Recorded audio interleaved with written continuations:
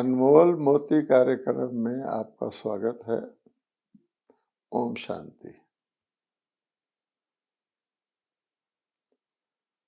ये सृष्टि एक रंगमंच है, नाटकशाला है, जहाँ पर मनुष्य आत्माएं परम धाम से आकर के इस अविनाशी अनादि नाटक में अपना अपना पार्ट अदा करती हैं।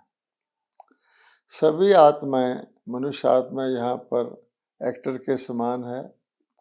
हर आत्मा का अपना अपना निश्चित पार्ट है और एक आत्मा का पार्ट दूसरे से नहीं मिलता है।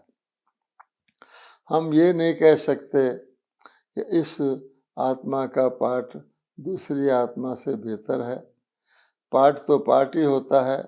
नाटक में हर एक का अपना अपना पार्ट अपने अपने तौर पे विशेष होता है। और अगर हम जानना चाहें तो आप देखेंगे कि हर मनुष्य के जो अंगूठे के निशान हैं, थंब इम्प्रेशन है, वो अलग अलग हैं। इससे पता लगता है कि हर एक एक्टर अलग है और उसका अपना अपना विशेष पार्ट है।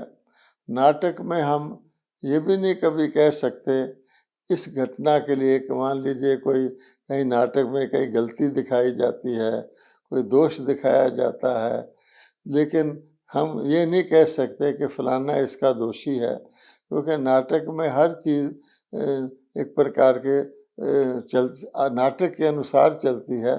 एक्टर तो सिर्फ अपना पार्ट ही बजाते हैं। हैरानी की बात यह है कि ना केवल एक जन्म में हमारे अंगूठे के निशान एक दूसरे से नहीं मिलते, लेकिन सृष्टि चक्र में, इस नाटक में हम जो, क्योंकि ये नाटक जो है एक जन्म में पूरा नहीं होता है, ये पूरे का पूरा 5000 वर्ष का 84 जन्मों का चक्कर है, जिसको मनुष्यों ने गलती से 84 लाख योनियां कह दिया गया है। योनियों की वैरायटी नहीं, मनुष्य आत्मा मनुष्य रूप से ही शरीर धारण करके, चाहे वो देवता का शरीर हो या साधारण मानव का शरीर हो, मनुष्य आत्माएं मनुष्य शरीर में ही ये पार्ट बजाती रहती हैं और हर जन्म में उसके अंगूठे के निशान भिन्न होते हैं। तो कितना एक न्यारा और विशाल रचनाकार है, जिसके पर इतने डिज़ाइन तो अंगूठे के निशानों को ही हैं जो एक दूसरे से नहीं मिलते। ये भी एक वंडर है, जिसको कहा जाता है वंडर ऑफ द ड्रामा। दुनिया में 7 वंडर दिखाए जाते हैं, 7 वंडर्स ऑफ द वर्ल्ड, लेकिन सबसे ज़्यादा वंडरफुल तो हम आत्माएं हैं। एक एक आत्मा है और सृष्टि नाटक तो वंडर ऑफ वंडर्स है। तो आज हम उसी के बारे में चर्चा करने जा रहे हैं। तो नाटक में हर वृत्तांत जो होता है, घटता है, उसका एक समय होता है और फिर वो किसी नियम और क्रम के अनुसार घटता है। क्योंकि कथानक जब चलता है तो कथा की पिछली कड़ी अगली कड़ी से जुड़ी होती है, जिसका फिर कनेक्शन भविष्य की कड़ी के साथ होता है, अर्थात उसका एक लिंक होता है, उसका एक फ्लो होता है। ऐसे नहीं कि नाटक की कथा अब्रप्ट चलती है, नहीं, एक दूसरे से हर घटना का संबंध होता है।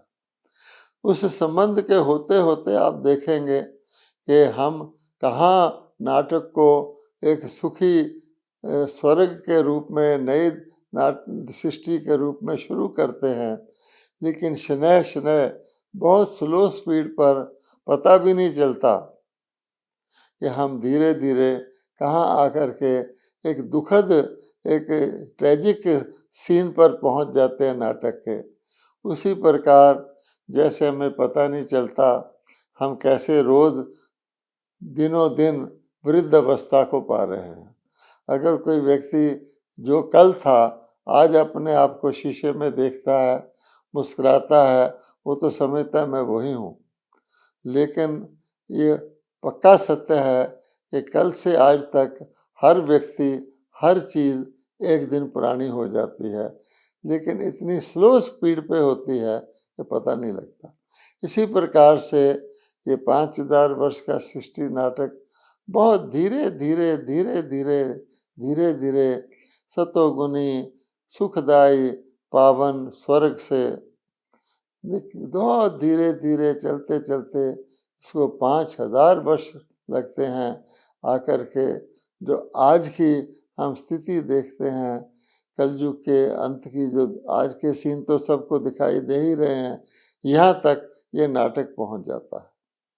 तो इसलिए अब हमें देखना है कि इस सृष्टि चक्कर का नियम और क्रम, इसकी विधि जो है कौन जानता है। जैसे एक छोटे नाटक का एक डायरेक्टर होता है, वो उसकी सारी स्थिति को जानता है, कैसे कैसे इसको चलना है। परमात्मा ही इस विशाल सृष्टि चक्कर इसके नाटक के कहेंगे नियंता हैं, निर्देशक हैं, डायरेक्टर हैं, और वही इसकी सारी क्रम को भी जानते हैं, इसकी घटनाओं के नियम को भी जानते हैं, और वही आकर के हमको इसके बारे में परिचय देते हैं। और परमात्मा क्या बताते हैं कि इस समय कौन सा समय चल रहा है, यहीं से शुरू करते हैं, और वो ये भी बताते हैं कि मेरे बताने का समय कौन सा है। क्योंकि नाटक के बारे में जो बताया जाता है कि नाटक कैसे चलेगा, इसकी कहानी कैसे चलेगी, वो कब बताया जाता है, तो सब जानते हैं कि वो आदिकाल में ही बताया जाता है कि एक्टरों को कि देखो ऐसे ऐसे ये नाटक चलेगा। परंतु आदिकाल से तो नाटक शुरू हो जाता है, इसलिए आदिकाल में नहीं, लेकिन आदिकाल की आद में, यूँ कहें कि पिछले नाटक के अंत में सारा कथानक जो है आत्माओं को इस नाटक का भगवान आकर के बताते हैं। क्योंकि परमात्मा ही बीज रूप है। जैसे एक बीज के अंदर, छोटे से बीज के अंदर सारे वृक्ष का ज्ञान रहता है, सारे वृक्ष की ग्रोथ का पता रहता है, बड़ का बीज कितना छोटा होता है, उससे कितना बड़ा वृक्ष निकलता है, यहाँ तक कि उस वृक्ष की जड़ें, उसका तना भी समाप्त हो जाता है। वो वृक्ष अपनी शाखाओं के आधार पर खड़ा रहता है, लेकिन उस सारे का ज्ञान बीज में होता है। अगर वृक्ष का बीज बोल सके तो बता सकता है कि कैसे कितने समय में मुझ इस छोटे से बीज से सारा वृक्ष निकला है, और फिर सूख जाने पर पुनः मेरे से ही वो वृक्ष दोबारा निकलना है। बीज और वृक्ष में यह नहीं कह सकते वृक्ष पहले या बीज पहले, बीज से वृक्ष और वृक्ष से बीज निकलता है। इसी प्रकार से परमात्मा कहते हैं कि मैं इस मनुष्य सृष्टि रूपी नाटक का बीज रूप हूँ, मैं ही इसके आदि मध्य अंत को जानता हूँ, और परमात्मा ही कहते हैं कि अंत के समय आकर के पुनः नाटक का पूरा ज्ञान आत्माओं को देता हूँ। उसी समय आत्माएं, क्योंकि मनुष्य आत्माएं जो एक्टर हैं वो तो ना अपने पिछले जन्म को जानती हैं, ना अगले जन्म को जानती हैं, वो अल्पज्ञ हैं, वो इसके बारे में अंदाज़ा लगाती रहती हैं। और मनुष्यों के अनुमान तो बहुत ही विचित्र तरह के होते हैं, जिनके कारण से देखा जाए तो एक प्रकार की हानि ही हुई है। क्योंकि मनुष्य आत्माओं ने तो सृष्टि चक्र को के बारे में भी बहुत कुछ बता दिया है। एक चक्कर की आयु ही लाखों वर्ष, 4,32,000 वर्ष कर दी है। फिर हर एक युग की आयु में कलयुग अंत होने को आ रहा है, इसको भी अभी 40,000 वर्ष और बता दिया है। इसलिए भगवान कहते हैं कि मैं जो आकर के बताता हूँ, क्या बताता हूँ कि आज जो पतित आत्माएं दिख रही हैं, अपने आप को पतित कहती हैं, अपने आप को पुजारी मान करके पूजा कर रही हैं, संपूर्ण पतित हो चुकी हैं। क्योंकि पतित का अर्थ होता है 5 विकार, और आज काम, क्रोध, लोभ, मोह, अहंकार, ये दुख देने वाले 5 विकार सबके अंदर पूर्णता उसके अंदर आ गए हैं, और जिनके कारण आत्मा में पता नहीं लगता कि हम विकारों के कारण ही दुखी हैं, दुख लेते रहते हैं और दुख देते रहते हैं।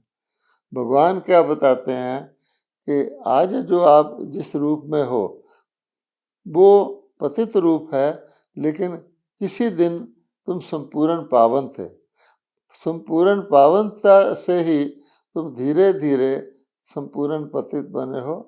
आदि रूप में अपने और अनादि रूप में सभी आत्माएं पूर्णता पावन थी, और अंत में आकर के वो संपूर्णता पतित हो गई है।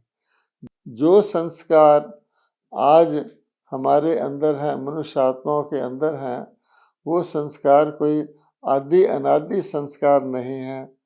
क्रोध हम आत्माओं का आदि अनादि संस्कार नहीं है। प्रेम उनका, दया उनका आदि अनादि संस्कार है। अहंकार आत्माओं का आदि अनादि संस्कार नहीं है। अहंकार को तो पाप मूल अभिमान कहा जाता है। आदि अनादि देवी देवता तो इतने निर्माण थे, इतने समानधारी थे। इस प्रकार से भगवान बताते हैं हमें कि तुम ही संपूर्ण पावन थे। हम सो हम, जो हम मंत्र जपते आए हैं, उसका अर्थ बताते हैं। उसका अर्थ ये नहीं है कि हम सो परमात्मा थे और परमात्मा ही जन्म मरण में आके आत्मा बना हुआ है, बल्कि इसका ये अर्थ है कि हम सो सतयुग में देवी देवता थे, संपूर्ण पावन थे, और कलयुग में संपूर्ण पतित बन गए। अब जब हम ये बातें सुनते हैं, पहले तो हमारे ख्वाबो ख्याल में भी नहीं होता भगत के तौर पे कि हम भी, कि जिन देवताओं की हम पूजा कर रहे हैं हम ही वो थे। व्यक्ति तो सोच भी नहीं सकता, क्योंकि भगत तो देवताओं के चरणों की धूल अपने आप को मानकर भी धन्य समझता है। उनका चरण धोकर उनका चरणामृत पीता है। उसको भगवान जब आके स्मृति दिलाते हैं कि तुम ही सतयुग में ये पावन देवता थे, तो आत्मा को स्मृति आती है। और फिर वो जो कहानियाँ सुनते हैं कि कैसे उत्थान से पतन हुआ, तो स्मृति आती है, तो उनको अंदर लगता है कि हाँ, अरे हम ही पावन थे, हमें ही पावन बनना है। हमें काम, क्रोध, लोभ, मोह, अहंकार, चिंता, भय, अनिश्चितता को छोड़ना है। अब ये सुन करके मनुष्य जो हैं कोशिश करने लग जाते हैं कि हम इन विकारों से छूटें, हम पावन बने। इस बात पर विशेष विचार करने के लिए ही आज हम चर्चा कर रहे हैं कि मनुष्य फिर क्या करते हैं कि अपनी ही विधियां निकालते हैं कि हम पावन कैसे बने। तो मनुष्यों ने आज आप देखते हैं अनेक प्रकार की विधियां निकाली हुई हैं, अनेक प्रकार की धार्मिक पद्धतियां चल रही हैं, अनेक प्रकार के कर्म कांड चल रहे हैं पावन बनने के लिए। जितने भी धार्मिक पद्धतियां हैं वो इसीलिए बनाई गई हैं कि तुम पावन बनोगे। माला फेरने को कहा जाता है, पूजा करने को कहा जाता है, आरती आराधना करने को कहा जाता है, तीर्थ यात्राएं करने को कहा जाता है, उपवास करने को कहा जाता है, भिन्न भिन्न उत्सवों को मनाने की भिन्न भिन्न विधियां बताई गई हैं, दान पुण्य कहा जाता है, यज्ञ अध्ययन शास्त्रों का, अनेक प्रकार की क्रियाएं, जप तप, बहुत सारी पद्धतियां बनाई गई हैं इसलिए कि आत्मा पावन बने। परंतु क्या कोई रोगी अपनी ही मेडिसिन निकाल के अपने रोग को ठीक कर सकता है? क्या कोई रोगी अपना ही उपचार करके, क्या कोई पतित व्यक्ति अपना ही उपचार करके पावन बन सकता है? क्योंकि अगर ऐसा होता तो कोई ना कोई तो पावन बन गया होता। लेकिन हम देखते हैं कलयुग में प्रभाव ही ऐसा हो जाता है, वातावरण ही ऐसा हो जाता है, कलयुग के लोगों के संस्कार ही ऐसे हो जाते हैं कि सीढ़ी अगली सीढ़ी उतरते ही जाते हैं और ज़्यादा भिखारी और दुखी बनते जाते हैं, यहाँ तक कि अब अति हो गई है। हमारा सम्मत ही विकर्मी सम्मत कहलाता है, अर्थात विकर्म करने वालों का सम्मत। इसलिए मनुष्यों ने ये जो पद्धतियाँ बनाई हैं, इससे कोई पतित से पावन बन नहीं सकता, क्योंकि फिर वो परमात्मा से मिलने के लिए प्रार्थना क्यों करते हैं? एक तरफ अपने उपचार भी करते रहते हैं, लेकिन हर जगह आरती, प्रार्थना, आराधना, हे भगवान हमें बचाओ, चिल्लाते भी हैं जब दुख अति हो जाता है। और आप देखेंगे फिर वो गिरते ही क्यों जाते हैं। इसलिए गीता के अंदर कोई गौर से पढ़े तो गीता के भगवान ने साफ साफ कहा है, 2 जगह कहा है कि वेद से, शास्त्रों के अध्ययन से, जप से, तप से, दान से, पुण्य से, क्रियाओं से मेरी प्राप्ति नहीं होती। लोग गीता को पढ़ जाते हैं, लेकिन ये बात नहीं समझते कि जो कुछ वो कर रहे हैं भगवान ने उसका निषेध किया है, इनसे मेरी प्राप्ति नहीं होती। ये तुमने अपने आप ही अपने उपचार बना लिए अपने रोग के, लेकिन मर्द बढ़ता जा रहा है जितने जितने ये तुम उपचार कर रहे हो। इसलिए सोचने की बात है कि परमात्मा को ही पतित से पावन बनने के लिए याद और प्रार्थनाएं करते हैं।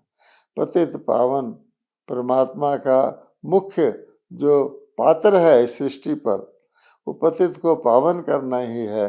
जैसे एक बीज का, वृक्ष के बीज का पात्र क्या होता है, तो सूखे हुए वृक्ष को पुनः से नया वृक्ष को जन्म देना, जिसमें वो पूरा हरा भरा शुरू का हो जाए। इसलिए भगवान कहते हैं इसीलिए मैं अवतरित होता हूँ। अब इससे एक बात और निकलती है, वो ये है कि कई लोग समय आया नहीं अभी, क्योंकि हमने बताया कि नाटक में हर चीज़ का समय होता है, नाटक के अंत होने का भी समय होता है। इसी प्रकार से सृष्टि नाटक में आत्माओं को धरती पर आने का भी समय होता है, अलग अलग समय पर आते हैं, लेकिन वापस जाने का सबके इकट्ठा वापस जाने का भी समय होता है। लेकिन समय से पहले मनुष्य आत्माएं मुक्ति के लिए यत्न करती रहती हैं। भगवान कहते हैं समय से पहले भाग्य से ज़्यादा तो कभी किसी को कुछ नहीं मिलता। जब मुक्ति होने का समय ही नहीं आया, जब आत्माएं नीचे आ रही हैं, अभी जैसे वृक्ष में पत्ते लगते जाते हैं, अंत में जाके पूरे पत्ते लगने के बाद ही वृक्ष के सूखने की बात आती है। तो जब आत्माएं अभी नीचे आ रही हैं, आबादी बढ़ रही है, तो आत्माएं वापस कैसे जा सकती हैं?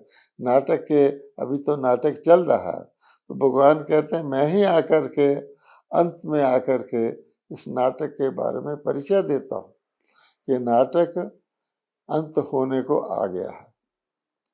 तो जब सभी आत्माएं उतर आती हैं और अपना अपना पाठ करती हैं, कोई भी आत्मा इस नाटक में किसी भी समय पर आए, ये भी भगवान का एक नियम है कि कोई भी आत्माएं किसी भी समय पर आए, चाहे वो सतयुग में आए, चाहे त्रेता में आए, कलयुग में आए, कलयुग के अंत तक भी आए, 1-2 जन्म लेने के लिए भी आए, तो एक नियम है कि हर आत्मा को यहाँ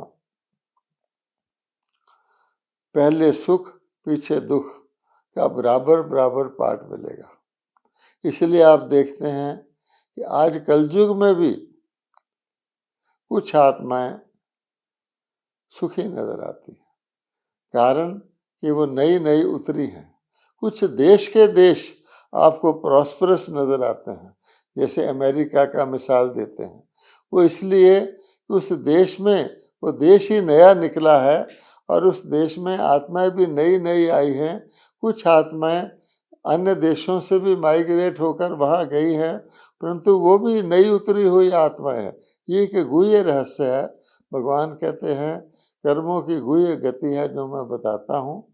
लेकिन अंत तक हर आत्मा को अंत में आकर के, जैसे सुख का पाठ आधा, दुख का आधा, अंत में सभी का दुख का पाठ नीचे का समान हो जाता है।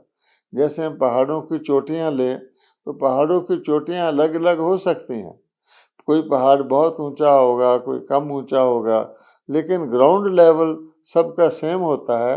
इसीलिए आत्माओं के आने का समय सतयुग त्रेता भी हो सकता है, द्वापर भी हो सकता है, लेकिन नीचे आने का, पतन का, सबका एक जैसा कलयुग का अंत होता है। ये भगवान ही बताते हैं। इसलिए भगवान कहते हैं कि लोग अपने यत्न भी करते रहते हैं, यत्नों को विफल भी देखते रहते हैं। ये जितना सारा धर्म है, भक्ति है, इत्यादि इत्यादि है, उसके लिए भगवान ने भगवत गीता में साफ साफ कहा है, सर्वधर्मान परित्यज्य माम एकम शरणम व्रज, कि हे आत्माओं, तुम अपने दैहिक सभी धर्मों को छोड़ दो। ये धर्मों को जो तुम कर्म कांड कर रहे हो ये छोड़ दो, इनसे मेरी प्राप्ति होने वाली नहीं है। क्योंकि ये तो ना तो आत्माओं के बारे में जानते हैं, ना परम धाम के बारे में जानते हैं, न सृष्टि चक्र के नियम क्रम के बारे में जानते हैं, ना इसकी अवधि के बारे में जानते हैं। इसलिए फिर परमात्मा कहते हैं कि अंत में मैं बीज रूप ही परमपिता परमात्मा भारत में इस सृष्टि पर अवतरित होता हूँ और अवतरित होकर के भगवानोवाच करता हूँ। कि पहली पहली बात भगवानोवाच की क्या है कि पहले तो परमात्मा हमें ज्ञान देते हैं। हम जो शरीरधारी जीव आत्मा हैं या मनुष्य हैं, कोई अपने आप को ईश्वर समझ रहा है, कोई ईश्वर सर्वव्यापी कह रहा है, कोई आत्मा को निर्लेप कह रहा है, कोई मनुष्य आत्मा 84 लाख योनियों के चक्कर में जाती है ऐसा बता रहा है। उनको मैं आके बताता हूँ कि देखो, तुम शरीर के अंदर आत्मा हो, और आत्मा का यथार्थ परिचय देते हैं, जिसका थोड़ा सा जिक्र हमने ऊपर किया। उसके बाद वो कहते हैं कि आत्माएं अपने पतित हो गई हैं, अपने आप पावन नहीं बन सकती। अगर बन सकती होती तो पतित ही क्यों होती। जब पतित हो गई हैं, उनको पावन बनाने के लिए मेरी शक्ति चाहिए। इसलिए नोट करने की बात है कि जितने भी धर्म हैं, अगर वो परमात्म शक्ति के बगैर समझें कि हम अपनी पद्धतियां बना करके हम पतित से पावन बन जाएंगे, बहुत मेहनत करने पर, किसी एक विकार पर हठ करने से थोड़ी बहुत उनको सफलता मिलती है, लेकिन सभी विकारों का प्रभाव होने के कारण वो सफलता भी कुछ समय बाद असफलता में बदल जाती है। विकार तो विकार ही हैं। अगर 5 विकारों में 4 विकार भी बच गए, 3 भी बच गए, तो व्यक्ति तो पतित ही रहता है। तो ये मोटी बात है। परमात्मा कहते हैं मैं अवतरित होकर ही आत्माओं का ज्ञान देता हूँ, उनको शक्ति देता हूँ। मेरी शक्ति से ही आत्माएं पावन बनती हैं। अतः ये निश्चित रूप से जान लें कि परमात्म शक्ति के बगैर कोई आत्मा इस भव सागर से पार हो जाए या पावन बन जाए, यह हो नहीं सकता। क्योंकि प्रश्न सारी दुनिया की आत्माओं का है, एक दो का नहीं है। सभी दुनिया की आत्माओं को पतित से पावन तो उनका परम पिता परमात्मा सृष्टि का बीज रूप ही कराते हैं। तो परमात्मा आके कहते हैं कि पहले तो मैं आत्माओं को यथार्थ ज्ञान देता हूँ, फिर उसके बाद उनको अपने साथ कनेक्ट होने की, याद की यात्रा जिसको कहा जाता है। मनुष्यों ने शारीरिक यात्राएं बना ली है, लेकिन परमात्मा ने एक रूहानी आत्मिक यात्रा सिखाई थी। उसको मैं भगवान सिखाते हैं, अपने साथ जोड़ना सिखाता हूँ, जिसको ही भारत का प्राचीन राजयोग कहा गया है। और लोग समझते हैं हम अपने आप योग लगा लेंगे। कई प्रकार के योग प्रचलित हैं, लेकिन भगवान कहते हैं कि योग के लिए परमात्मा का परिचय चाहिए, परमात्मा को कहाँ याद करना है, किस विधि से करना है, वो सारी बातें भगवान कहते हैं मैं स्वयं ही बताता हूँ। इसलिए भगवान स्वयं अवतरित होकर अपना यथार्थ परिचय। खुशी की बात यह है कि वर्तमान समय दे रहे हैं और वर्तमान युग को हम भगवत गीता का युग कह सकते हैं, क्योंकि बहुत शीघ्र ही नई सतयुगी दुनिया आने वाली है। मनुष्य चाहे इसको बहुत आश्चर्य से लें, लेकिन ये एक पूर्ण सत्य है और इसको जानने के लिए ब्रह्मा कुमारी के निकटवर्ती सेवा केंद्र से संपर्क करेंगे तो आप भी, आपकी आंखें खुल जाएंगी और आप भी अपना परमात्मा का ईश्वरी जन्म सिद्ध अधिकार पद्मा पदम भाग्यशाली बनने का, अर्थात सतयुग में पावन देवता बनने का अधिकार प्राप्त करने का ले सकते हैं। ओम शांति।